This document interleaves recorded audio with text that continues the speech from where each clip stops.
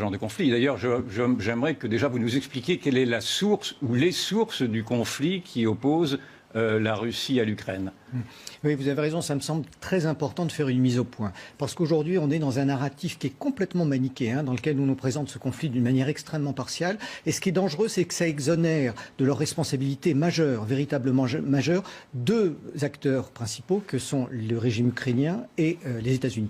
Parce que finalement, la guerre que nous vivons, qui n'aurait jamais dû avoir lieu, est une guerre qui commence dès 2014, lorsqu'il y a un coup d'État soutenu par l'Occident, coup d'État illégitime contre Yanukovych. Et c'est ça qui a véritablement amené la Russie à se radicaliser. Alors, ce qui ne justifie en rien l'invasion, mais dans la manière dont les faits sont présentés aujourd'hui, Poutine, certes envahisseur de la Russie, porte tous les torts, alors que les responsabilités sont très largement partagées. D'une part par les États-Unis qui ont poussé véritablement le régime ukrainien à provoquer la Russie, et d'autre part par les États-Unis qui aussi ont essayé de faire tomber Poutine dans ce piège pour l'amener à se décrédibiliser durablement. La Russie, malgré tout, avait montré des volontés expansionnistes à travers la Géorgie, par exemple, ou à travers la Crimée. Elle n'était pas non plus un agneau, la Russie. Oui, mais il s'est passé quelque chose de très intéressant en 2006. En 2006, il y a les premiers discours de l'OTAN qui disent « Nous allons ouvrir nos portes à l'Ukraine et à la Géorgie ». 2007, il y a le discours de Poutine à Munich qui dit « Écoutez, ce sont des choses qui sont pour nous des menaces existentielles, donc nous ne resterons pas sans réagir ». 2008, il le montre, il réagit en intervenant en Géorgie. Et puis après, les choses vont s'enchaîner. L'OTAN ne comprend toujours pas, continue à pousser pour que les Ukrainiens rejoignent l'organisation. Parce que dans les faits aujourd'hui, quand on regarde les fournitures d'armement, même avant le déclenchement de la guerre, quand on regarde la manière dont les forces ukrainiennes sont formées aussi bien par les Américains, les Canadiens et les Britanniques, il y a vraiment une logique de pousser à l'extrême pour faire réagir la Russie. Est-ce que vous êtes en train d'excuser, dans le fond, l'agression russe vis-à-vis de l'Ukraine? Non, bien sûr que non, mais parce que ceux qui souffrent aujourd'hui le plus de cette guerre, ce sont les populations ukrainiennes. Or, dans cette logique, la responsabilité, bien sûr, l'offensive est une offensive russe, mais il ne faut pas non plus oublier que depuis 2014, les actions, et y compris les violations des droits de l'homme faites par le régime ukrainien dans le Donbass sont réelles, elles sont documentées, et que nous, Occidentaux, nous avons systématiquement fermé les yeux, nous n'avons pas appuyé ni fait pression sur le gouvernement Zelensky pour qu'il respecte les accords de Minsk qu'il avait signés, et donc on est en train de nous présenter uniquement la moitié des faits. Alors cette moitié des faits, elle est exacte, seulement on dissimule l'autre moitié qui remet quand même très largement en cause la manière dont on nous présente les événements. Et quand vous dites nous, c'est-à-dire ce sont les hommes politiques, les médias, qui est nous? Alors c'est nous les Occidentaux, c'est d'abord les États-Unis principalement, et l'OTAN, et derrière une Europe qui est extrêmement suiviste. Malheureusement, nous sommes devenus tous des auxiliaires des Américains, et finalement cette crise, elle n'est pas du tout, elle ne met pas du tout une Europe de la défense en place. Aujourd'hui, les Américains restent en arrière-plan, sauf les quelques déclarations de Biden ces derniers jours, parce qu'on voyait très bien avant le 24 février, aussi bien Blinken que Miller, que Austin, qui tenaient des discours extrêmement virulents. Dès que le conflit a eu lieu, ils ont laissé les Européens agir en premier lieu. Aujourd'hui, ils reprennent un petit peu la main. Maintenant, leur but, c'est quand même de parvenir à ce divorce durable entre la Russie et l'Europe. Ils y sont parvenus. Et ça va probablement aussi être une victoire pour l'OTAN, et ça, c'est extrêmement dommageable. Et est-ce que vous craignez une généralisation du conflit, ou est-ce que vous pensez qu'il va se résorber dans le fond et de rester un conflit territorial? Pour l'instant, presque envie de dire que Poutine va probablement arriver à ses buts de guerre dans les semaines qui viennent. Et ça, c'est extrêmement dommage, à la fois pour les Ukrainiens comme pour le monde. Ceci dit, c'est ni plus ni moins que ce qu'il demandait avant le 24 février. Donc une négociation aurait peut-être permis, évidemment, d'éviter cela. Pour le reste, l'espèce de crainte que nous avons d'une invasion russe ne tient pas la route. Il y a 150 000 hommes qui ont participé à l'invasion de l'Ukraine. À peu près des effectifs similaires à celles de l'armée ukrainienne en face de lui. Donc, c'est normal que les choses ne se passent pas aussi bien. On a toute une série d'analyses qui nous disent qu'il y a un échec de l'armée russe. On voit des choses très différentes, soit qu'on regarde les médias occidentaux, soit qu'on regarde les médias russes. Il faut juste rappeler pour mémoire que l'invasion de l'Irak en 2003, c'est 280 000 hommes, 250 000 Américains, 30 000 Britanniques, face à une armée irakienne qui n'était de très loin pas au niveau de l'armée ukrainienne. Et malgré ça, les Américains ont mis quand même plusieurs mois pour conquérir Bagdad, Fallujah, Najaf, toutes ces villes-là. Donc aujourd'hui, avoir un jugement sur les opérations militaires russes me semble un petit peu hâtif. Est-ce qu'il n'y a pas tout de même également une guerre plus idéologique, pour dire les choses un peu globalement, c'est-à-dire de voir que la Russie, dans le fond, est passée également à travers l'Ukraine à l'offensive face à des démocraties libérales qu'elle entend supplanter, en tout cas dans leurs hégémonies mondiales, non ? Alors, je ne sais pas si la Russie passe à l'offensive. En tout cas, ce qu'on observe depuis plusieurs années, c'est un mépris de plus en plus affiché de la Russie, pas seulement de Poutine, vis-à-vis de l'évolution de nos sociétés occidentales, où il considère que notre attitude, d'une part vis-à-vis des Américains, il juge que nous n'avons plus aucune souveraineté, plus aucune autonomie, que nous ne faisons que d'appliquer les décisions américaines.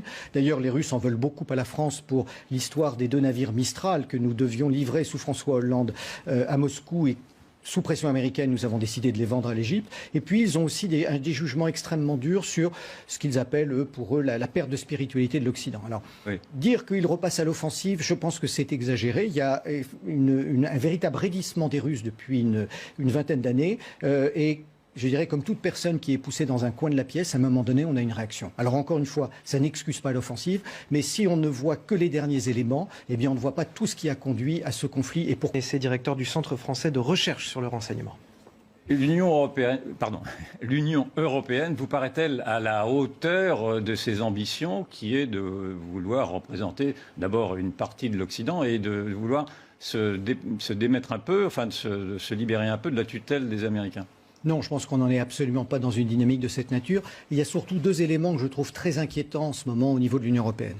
D'une part, c'est l'espèce de coup d'État bureaucratique qui est fait par Ursula von der Leyen et ses équipes, puisqu'elle a pris des décisions sur la vente d'armes aux Ukrainiens. Et donc, ce faisant, elle se présente comme presque un chef d'État au niveau européen, alors qu'elle n'en a ni juridiquement ni légalement en aucun cas la fonction.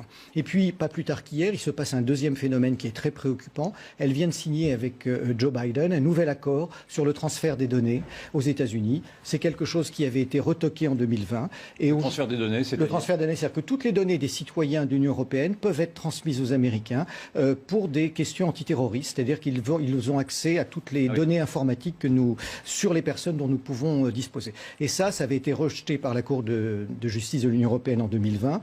Et dans le cadre de ce conflit, de manière assez discrète, c'est pas totalement caché néanmoins, un premier accord a été signé hier. On attend les termes exacts de cet accord, mais finalement, encore une fois, l'Union européenne est en train de faire dans le dos des nations et des peuples un certain nombre d'actions qui sont tout à fait répréhensibles. J'aimerais avoir votre opinion sur le président ukrainien Zelensky, dont on a parlé un peu tout à l'heure. Les médias le présentent comme étant un héros churchillien, en tout cas un héros de guerre. Est-ce que c'est également votre sentiment ? Ah non, pas du tout. J'avoue que je suis extrêmement choqué par l'écho médiatique et l'aura que l'on donne à Vladimir Zelensky, qui est un acteur, un comédien. Si on prend, alors être comédien, vous me pardonnerez, il résiste tout de même. Mais alors, il joue son rôle pleinement. Je pense c'est un peu l'icône de cette population ukrainienne qui est vraiment dans la souffrance avec cette attaque russe. Néanmoins, c'est lui qui est responsable de ce qui se passe. Lui et son entourage. N'oublions pas qu'il a été élu avec les voix des russophones en 2019. Il n'a pas appliqué les accords de Minsk pour lesquels il avait été élu. Ensuite, il ne faut pas oublier que c'est un homme qui a été mis en cause par les Pandora Papers. Ce ne sont pas des racontards. Il est accusé d'avoir dissimulé une grande partie de sa fortune, notamment avec sa société Maltex. Dès qu'il a été élu, il a nommé Sergei Shefir, qui était son producteur, comme principal conseiller. On sait aussi qu'il est accusé d'avoir blanchi près de 40 millions de dollars de l'oligarque Kolomoïski. Donc on a là quelqu'un qui est une forme de satire, je crois qu'il faut le dire, et qui fait une véritable politique de communication très astucieuse, mais qui commence à se retourner contre lui. On l'a vu devant la Knesset il y a quelques jours, où il a comparé ce qui se passait dans l'est de l'Ukraine à la solution finale. Alors, inutile de vous dire que pour la moitié des élus israéliens, ça a été un véritable scandale. Il nous a rejoué un grand coup de violon devant le Parlement français sur, vous le disiez tout à l'heure, sur le rapport entre Mariupol et Verdun. Ça ne tient pas la route. Et aujourd'hui, le chef de la diplomatie ukrainienne, qui est un de ses principaux adjoints, est en train de nous dire ce qu'on doit faire. C'est-à-dire que c'est lui qui décide de provoquer un boycott contre les produits, contre les magasins Auchan en Russie. Donc, ces gens qui ne représentent rien, ces gens qui n'ont cessé d'être manipulés volontairement par les Américains, je parle du gouvernement ukrainien, sont aujourd'hui responsables de ce qui se passe dans leur pays. Et je fais une nette différence entre cette population ukrainienne qui est victime de la guerre et ce gouvernement qui a une énorme responsabilité. Et plutôt que de communiquer comme il le fait, on serait plutôt en droit d'attendre de sa part qu'il présente des excuses pour avoir été à l'origine de ce conflit. Et finalement, il contribue à l'extermination de cette population. Vous le mettez comme étant vraiment à l'origine du conflit. Il est très très nettement à l'origine du conflit pour avoir refusé d'appliquer les accords de Minsk, pour continuer à distribuer des armes légalement. Alors, ça ne veut pas dire que les Ukrainiens ne sont pas des patriotes, ça ne veut pas dire que les Ukrainiens ne doivent pas se battre contre une invasion étrangère, mais il faut vraiment que le public français fasse une très nette différence entre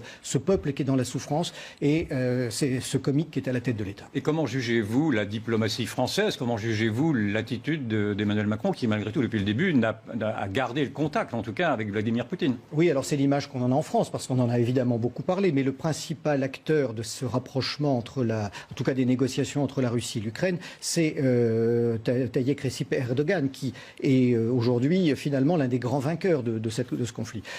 Pourquoi Parce que, vu la qualité des relations qu'il avait avec l'Ukraine d'une part et avec la Russie de l'autre, il est beaucoup plus crédible à Moscou que ne l'est Emmanuel Macron. Emmanuel Macron apparaît quand même, encore une fois, même si la France n'est pas le pays le plus aligné au sein de l'OTAN, apparaît quand même comme lui aussi quelqu'un qui est très proche des Américains. Et finalement, il apparaît pour Vladimir Poutine comme quelqu'un qui est parfois la voix de Biden.